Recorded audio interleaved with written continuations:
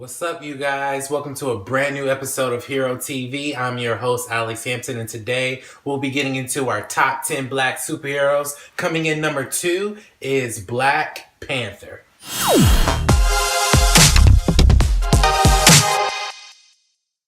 Before we get into the comic book origin of Black Panther, I wanted to tell you guys to check out my first episode of Hero TV, which I feature the comic book character Static Shock. I give a breakdown of his first appearances, his comic book origins, his powers, and all that good stuff. So check out that first video that I dropped last week. Here's a link in the description below. So now that I got out the way, let's get into Black Panther's comic book origin. Black Panther was created by Jack Kirby and Stan Lee. Now, Black Panther made his first comic book appearance in 1966 in the Fantastic Four number 52. Now, Black Panther is the very first black superhero that was ever created in comic book history. So when you see other black comic book characters like a John Stewart Green Lantern or a Luke Cage or a Static Shock, you can say that they wouldn't be here if it wasn't for Black Panther. In a sense, Black Panther paved the way for those black comic book characters. Now, in 1977, Black Panther had his own series created by Jack Kirby.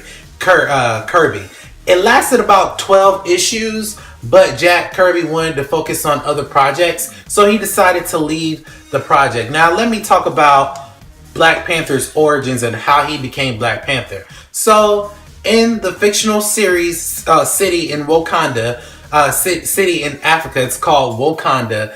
Black Panther's father, T'Chaka, was the Black Panther and the protector of Wakanda.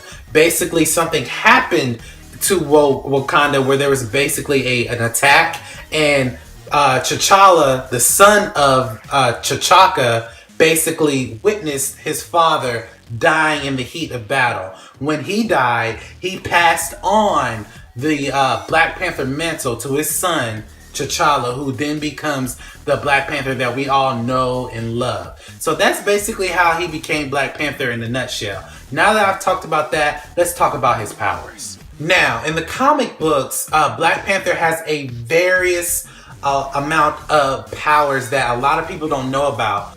But the way he got his powers is before he became Black Panther, his family gave him this heart-shaped herb or heart-shaped fruit that's mentioned in the comic books that's basically a part of T'Challa's bloodline. Only him and anybody in his family can take this herb once the mantle of the Black Panther can take it. It acts as a poison to anybody who is not a part of T'Challa's bloodline.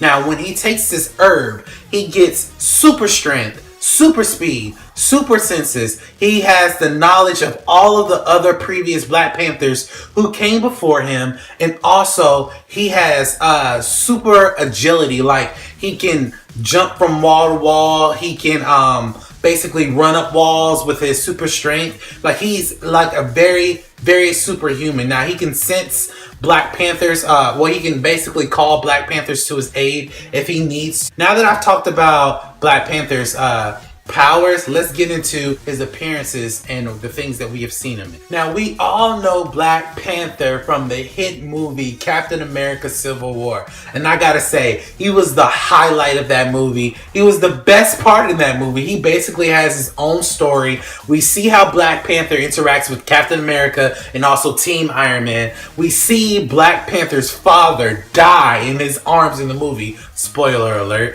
and we also see Black Panther take on Winter Soldier like hand-to-hand combat. It is awesome to see, and it's just really cool how we see the character portrayed in the movie, and we also get to see like glimpses of his Wakanda history in the movie as well. So it kind of sets up what's going to happen in the future Black Panther movie that's coming out in February of 2018, which I will be there opening night to go see. Now, we all are probably wondering, how did Storm and Black Panther become married? I'll tell you how. So, in the various team-up comic book series with the X-Men, Black Panther and Storm started dating. And like the third or fourth comic later, Black Panther proposes to Storm. Storm and him become husband and wife, and they have their own little wedding marriage, and they also have their own little honeymoon at this weird convention that they show in the comic books.